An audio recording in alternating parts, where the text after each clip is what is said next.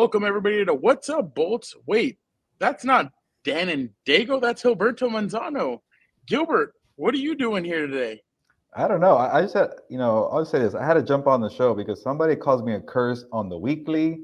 I'm here in the flesh, in person, and the Chargers dominated 30-13 to improve to 3-4, like the banner says. Take that, Dan and Diego. And where are you, slacker? Where is Dan and Daygo? Let's see. Is he? Oh. There he is. There's Dan there you go. No shades. No shades. How are you Dan, doing? where are you? Gilberto Manzano? Oh wow, I have not heard that in a year. But Yeah, thank that's you. a throwback. That's a throwback. I'm doing well, but I gotta hear your thoughts, man. The most complete performance of the season, and your boy was here in person. Okay, I'm gonna ignore that because I went 2-0 this weekend, if I remember right. So we'll get to that on regular Compas though. The only thing I'm gonna say really is that this is the type of game you need against this type of team, right? I hope everyone in the locker room excited. Good, but remember, you're playing an 8-man football out of Chicago, so I wouldn't be too hyped about that. You need to cool the jets on that one. But this is the type of performance you need against this type of team, though, to really try and get yourself going, really try and get that identity back, get that mojo back, like Austin Powers says. He needs his mojo! But anyway, just two things I didn't like. I don't know why Justin Herbert was in so long in the fourth quarter. That doesn't make any sense to me. That's just asking for him to get hurt or something go wrong. I don't want to hear the coach speak of, oh, he didn't want to come out. Well, you're the freaking coach. You're their head coach. You know what the hell to do. Sometimes you got to protect players against themselves. So that's the only thing I didn't like. And the other thing I didn't like, again, decision making. I didn't understand why he went for it on 4th and 2 or whatever it was. You're already up by 30, dude. Again, another position to get hurt. He should have pulled the starters a little bit earlier, in my opinion, just because, when you get into those type of games where it's kind of like blowout-ish, the players don't have the same intensity because they already are probably thinking, oh, this is one's in the bag, like this and that and that. And that's when injuries can occur. So did what they needed to do. Shout out to them for not making us go through all our feels. But still, I would have liked to have seen them pulled out earlier. So that's just my humble opinion. Seth Rollins, WWE superstar Seth Rollins tweets out, "It's never too early. ... I hate football." Good. So that's usually what he tweets out when the Bears are losing. So, but Gilbert, what else did you say? I mean, Justin Herbert. A lot of fans have been saying, "Hey, he may be the problem. He's probably the one not playing well." Oh, don't worry, Brown. In case you were worried, I heard some jackasses behind me saying some stupid stuff today. So Don't worry, I got an earful of that. I want to let all of America know, not only do you have coaches in the stands at high school games, but you have coaches in the stand and damn GMs in the NFL games too. Don't worry, they're all there. Did you tell them about your quarterback? I wasn't even going to waste my breath. I wasn't even going to waste oxygen, Brown. If you don't know about the son of Odin, Gilberto Stooge, I can't do anything for you. I'm not an ophthalmologist. I can't fix your eyesight. That's kind of on you at that point. Dan, I feel like you called those fans, hey, meet me in the parking lot because I'm going to defend my quarterback. Let's throw it down. Are you guys going to have a little rumble back there or what? I'm not spending nights in prison for a freaking fool that doesn't matter, doesn't care about me. We can come out and help you, man. The three Mexican amigos. We got you. Don't worry. Gilberto, you really think you can fight? I don't even think you want to play high school football. First, show me a picture of these guys, and then I'll tell you about going. Okay. There were 4 of them, so I don't know if you want. Okay. By the way, Dan, Derwin said hi. My boy, I was so happy to see him get his pick. I was happy about that. Get that INT. You know what's one thing I was surprised about? Honestly, I was telling your godson this, Frau.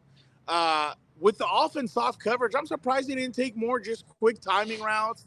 They didn't try and run the football early and stuff like that. So that was kind of curious to me that they didn't really play to the Chargers' weaknesses. But, I mean, what do you expect from an 8-man football program, a flag football program coming out of Chicago? So. And a D2 quarterback, Tyson Bagent, who came back down to earth. So that's, I was very critical of the Chargers, Dan and Fernando. People were asking me, hey, should I start DJ Moore in fantasy? I'm like, yeah, it's a Chargers secondary. And hey, it was a complete performance. And I know you got to, like you say that, Dan, all the time, you got to play the teams you have on your schedule. So it doesn't matter if it's the Chicago Bears or the D2 quarterback of the 8-man flag football team, whatever you want to call it. But now they're 3-4. They got some life here, and they needed it. Even Brandon Staley looked pretty happy, clean shaven. Brandon Staley. Maybe I should shave my mustache. I don't know. He's one. It makes He's you feel 1-0. Yeah, that's the first thing I came in. He looked happy, rejuvenated, and 1-0. Brandon Staley without the beard. So I get it. It's one game. I don't want to overreact, but I do want to put a highlight into Justin Herbert's performance there. You know, a little story. One thing I noticed when he had that or fumble, the turnover, he looked pretty mad on the sideline, even though it was a blowout victory. But that just tells you this guy's a perfectionist and he wants to play all the time. And you're right, Dan. When the game's a blowout like that, you need to take out your quarterback. But it must have felt nice to get a big time win like that. Fernando, you asked a question. Quentin Johnston finally showed up from a milk carton. They get 5 catches of 50 yards. So that's pretty good, though. And, you know, it sucks to see Josh Palmer hobbling out there and trying to tough it out. But they needed Quentin Johnston to step up. Austin Eckler getting that big-time touchdown, too, was pretty nice. It was that touchdown reminded me of Fernando and Dan of 2019 Austin Eckler when he was versatile as a two-way threat. Oh, yeah. And he looked healthier. Yeah. I was going to say, though, my bad. I was just going to say, even there, like, he's coming off an injury and everything else. Like, take his ass out. Take out Joey Bosa. Take out Khalil Mack towards the end. Like, yeah, Khalil and Joey, Joey looked over at the sideline and he kind of goes like, hey, like, I'm not trying to say I want out, but come on, dude. Like, what's going on? I was seriously surprised Michael Davis's ass came out before them. You know, talk about a guy who needs the damn reps. What the hell are we even doing over there, dude? Joey Bosa with the 1 sack, though. That looked pretty nice. Yeah, that looked good. He said he wanted to set the tone. He wanted to set the tone early. I asked him about that 4th down play where he kind of moves the tight end and he comes up and he made that play to stop him on 4th down. And he said that he feels – do you know what he accredited to, Gilbert? It's something Dan and Daygo's been saying for a while. He said, I was able to practice all 3 days this week. That is huge for me. I'm able to practice. I'm able to be there. And I thought he said that made the difference for him today. With that, so I thought that was pretty impressive. But Dan, I don't know if you saw my Twitter yet, but here's Keenan Allen talking about his performance and talking about Justin Herbert's performance. That's pretty awesome. 31 for 40. You know, that's just great in itself, and 300 yards, and with a victory. So. Talk about your performance also. It was solid. 8 for 69. I'll take it. His eyes looked like he was about to kill somebody, dude. That looked pretty intense.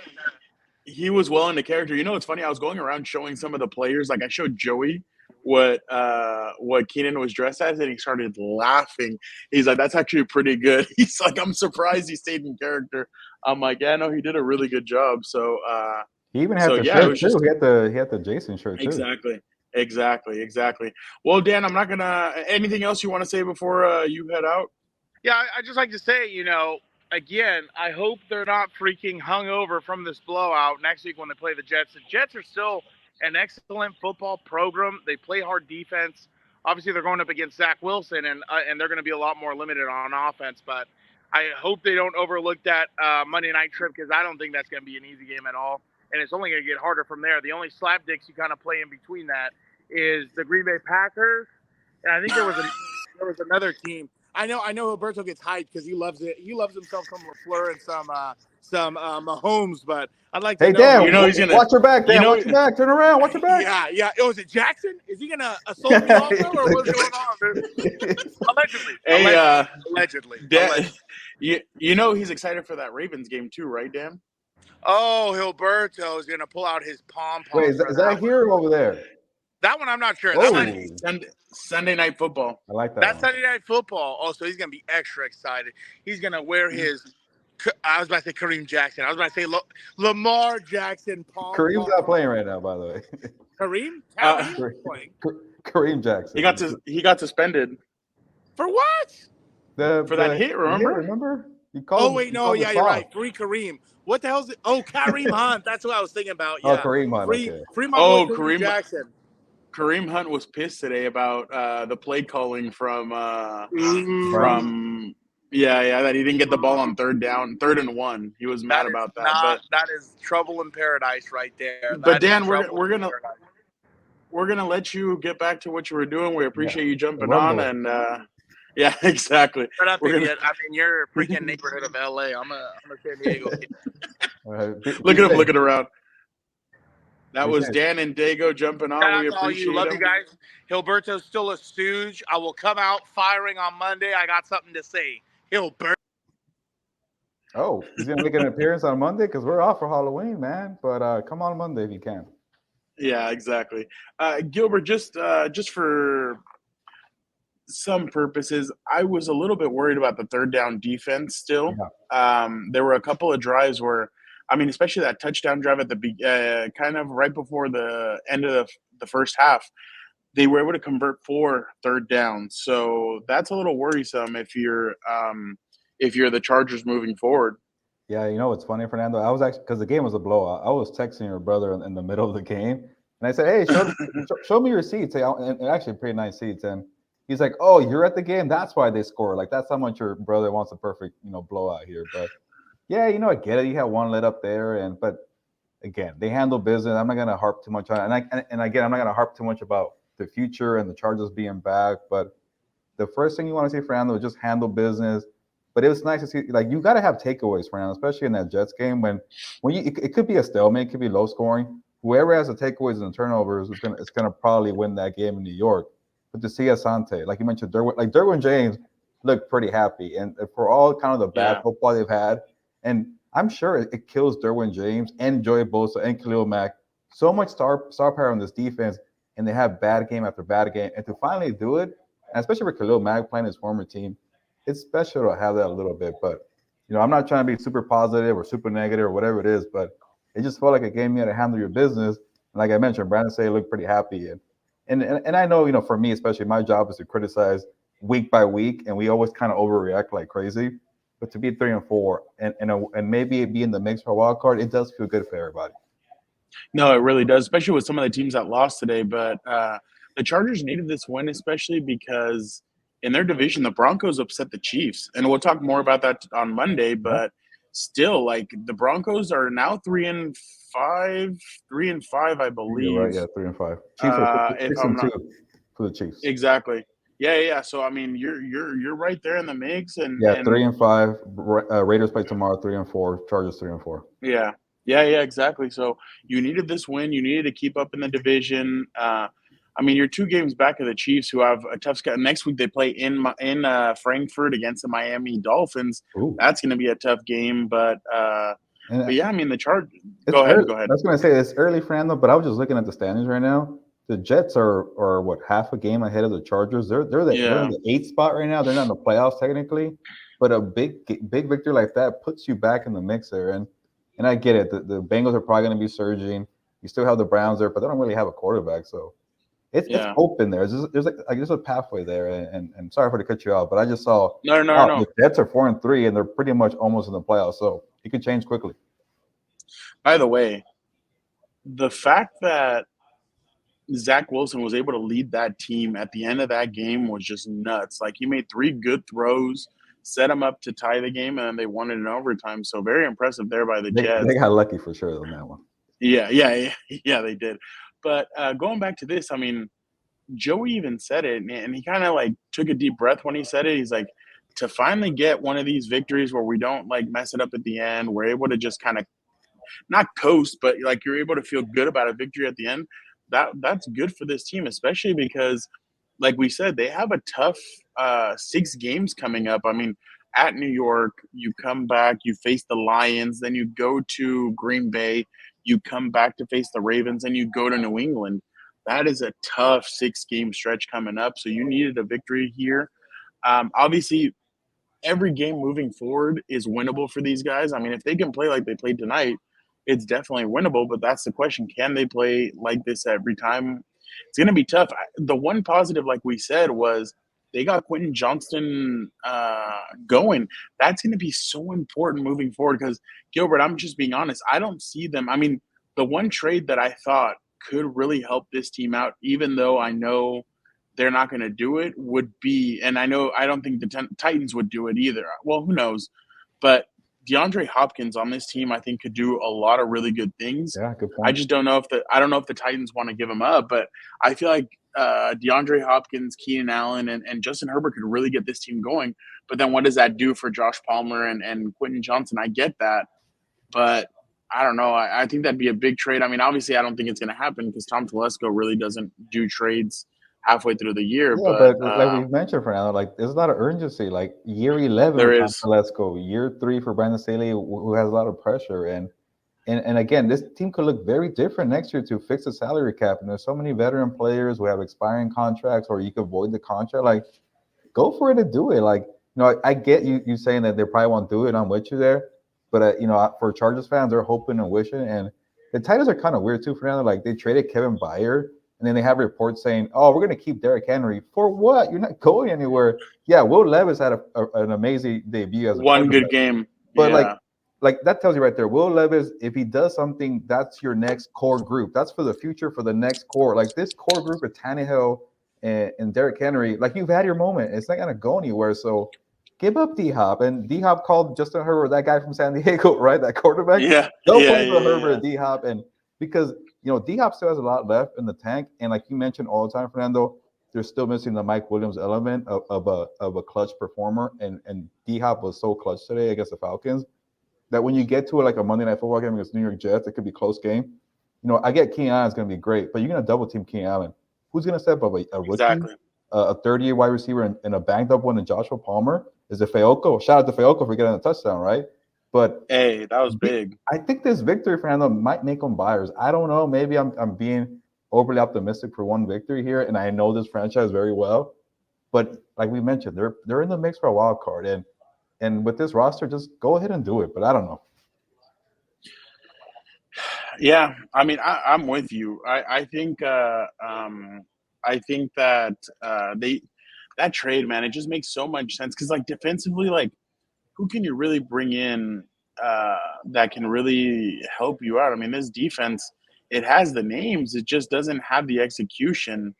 I think they've kind of lacked that, but maybe like a Justin. offensively, Denver, you can't trade. Never mind. AFC West. no, man, that's. See, okay, here's one of my biggest criticisms of this team. They've always had a one of something at safety. They never have two of something.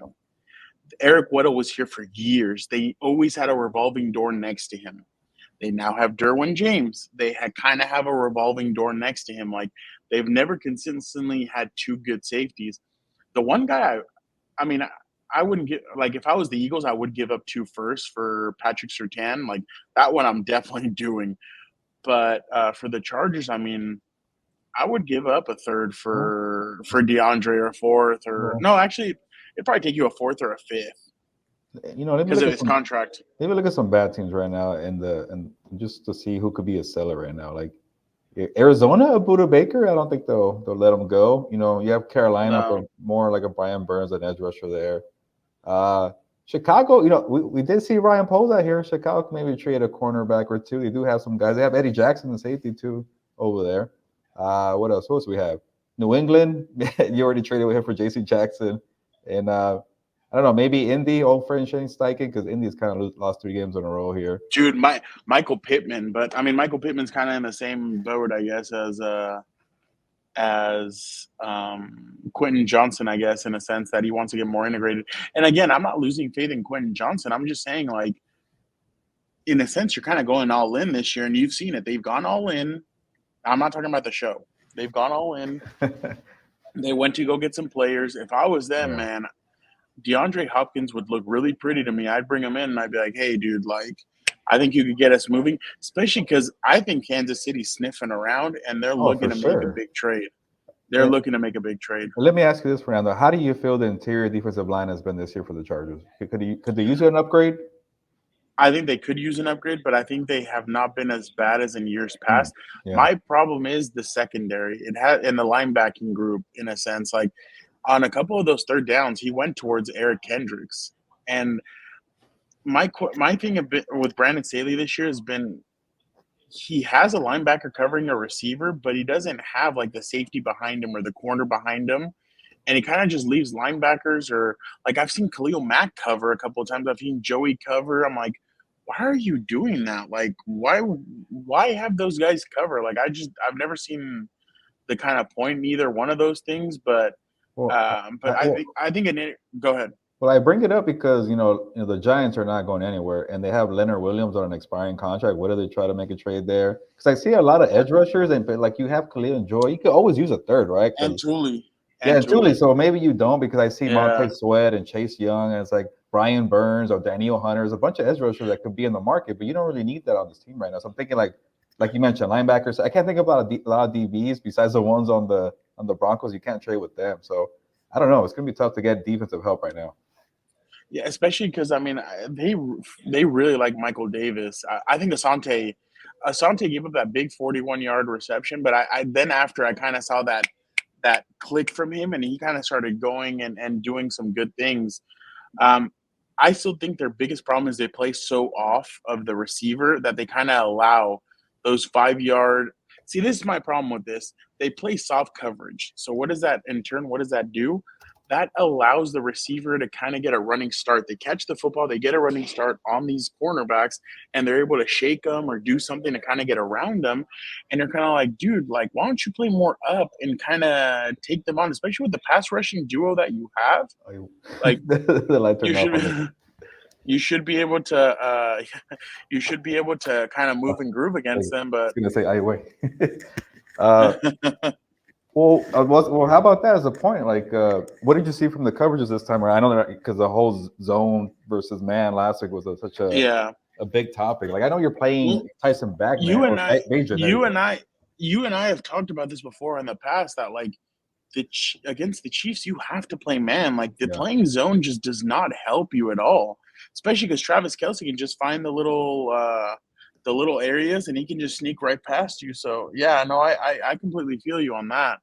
But Brad, I got one more for you. I was looking at the Panthers depth chart. Dante Jackson, I know he's not a big name. He's a good cornerback. He would be a good I think he would be a sneaky good addition somewhere. He might just require like a third or fourth round pick too, maybe a fourth.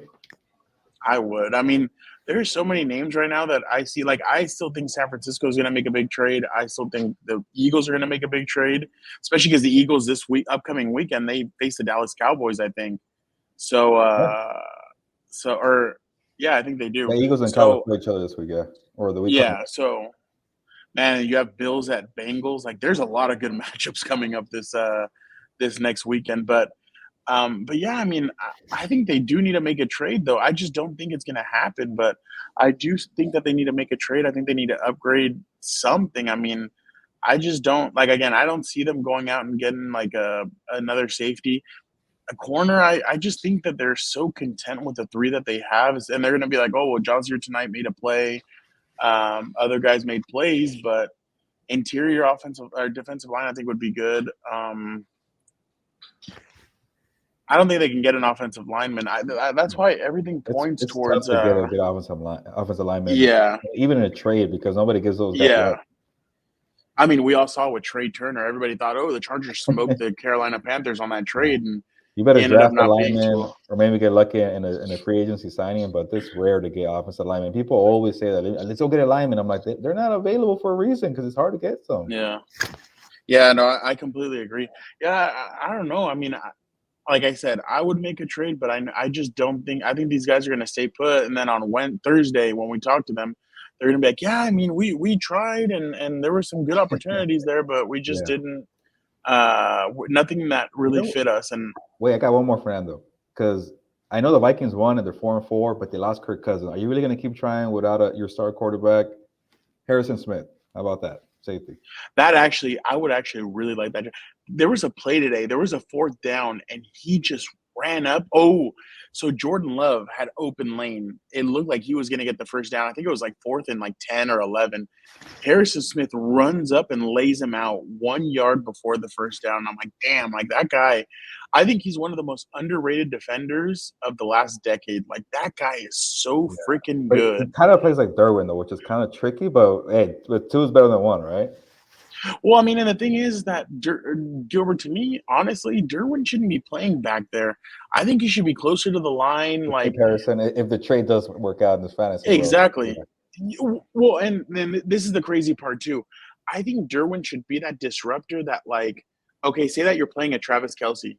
Derwin, take him on one-on-one the whole game, go at him. Yeah, okay, cool.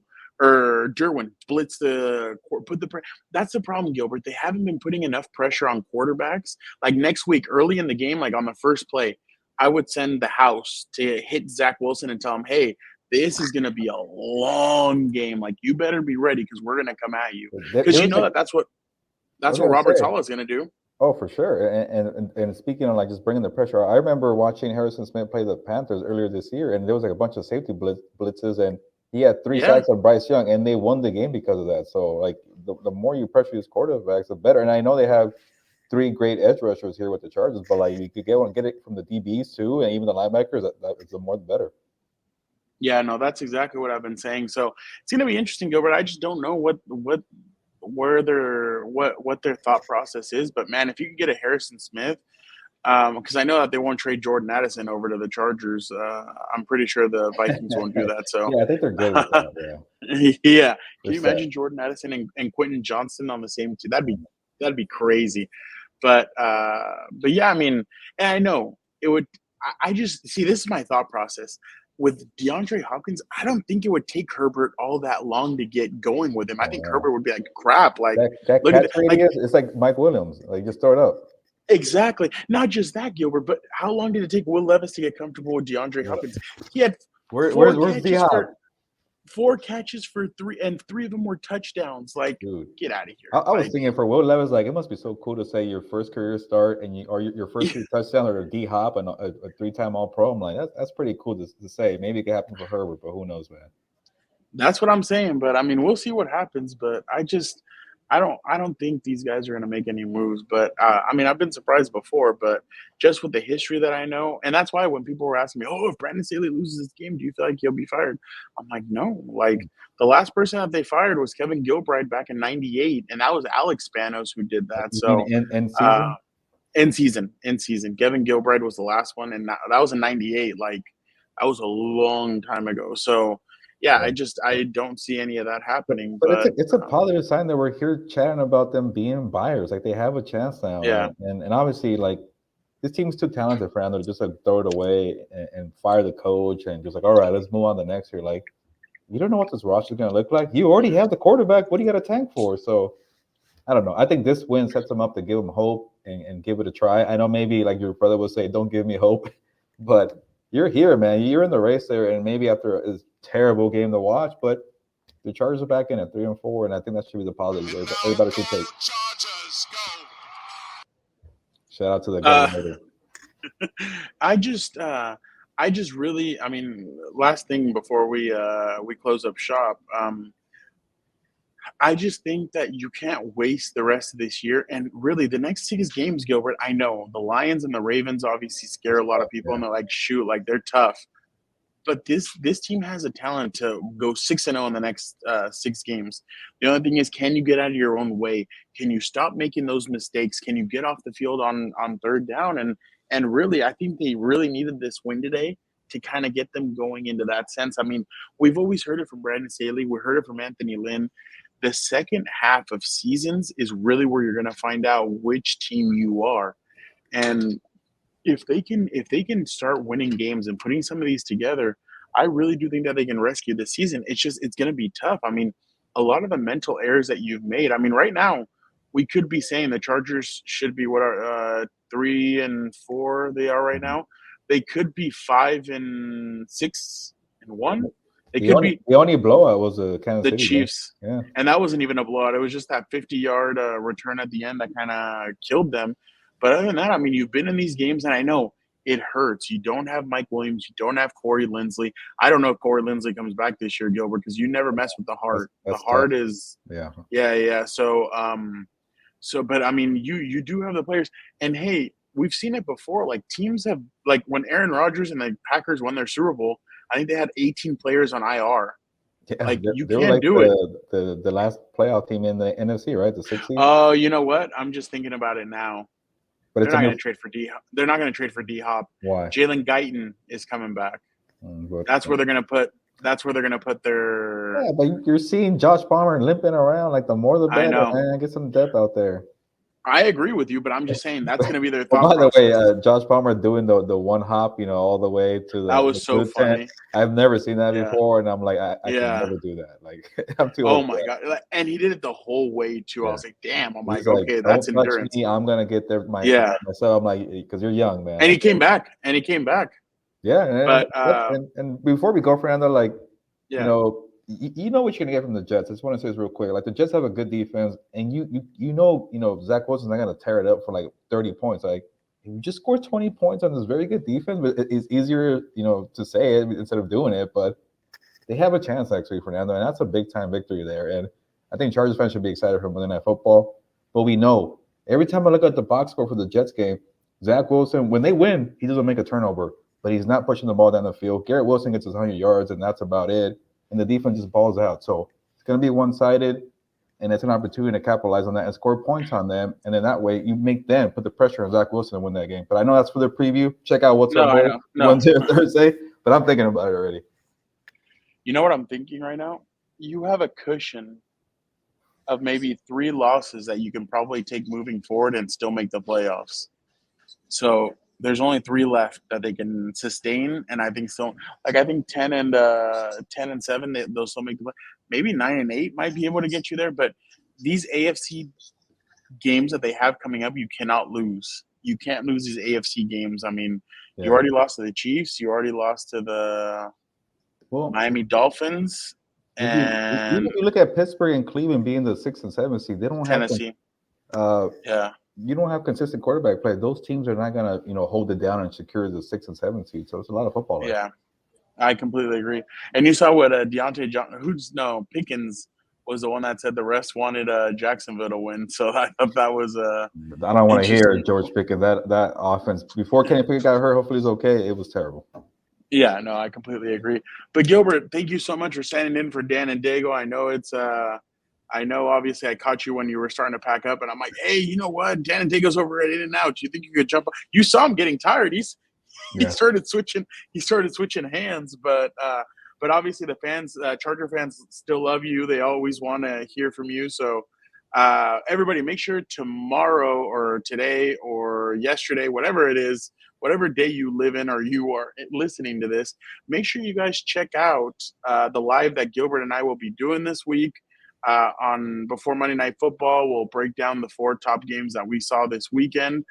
You guys are going to want to miss it because I think there was an I told you so about Brock Purdy, but I mean, I guess we'll wait till that live to get there. But I didn't upset your brother this week, Fernando, but 49er fans are starting to come at me because I have a lot of good friends who are 49er fans, and if I really think about it, I think the last 4 games or maybe 5 games that I picked up for.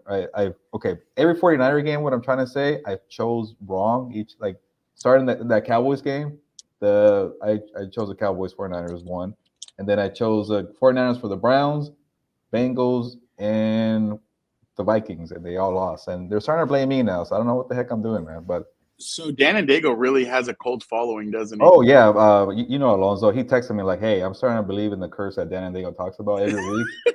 Stop picking the 49ers." I'm like, all right, fine. Everybody's getting on me. But today, I felt good. I was at a Chargers game, and they dominated, so I feel a little better. There you go. But everybody, thank you guys so much for checking us out. Don't forget to check out House of Horns as well. Don't forget to check out everything else on Compas on the Beat. We will be taking a Halloween break this week, so there will be no full Compas on the Beat, but we will be back next week. But the previews will still be there for House of Horns, for What's Up Bolts, and everything. So make sure you guys check that out. But we appreciate you guys so much. Chargers win 30-13 over Bears and improved to 3-4. So thank you so much, Gilbert, for jumping on. And everybody, have a good start to your week. It is Monday. Well, yeah, it's about to be Monday by the time I post this. So it's Monday. It's the start of a new week. Make sure you guys kick butt. Again, thank you guys so much. Don't forget to like, comment, subscribe. Be a compa, tell a compa about what your compas on the beat are doing. Thank you guys so much. Have a good one.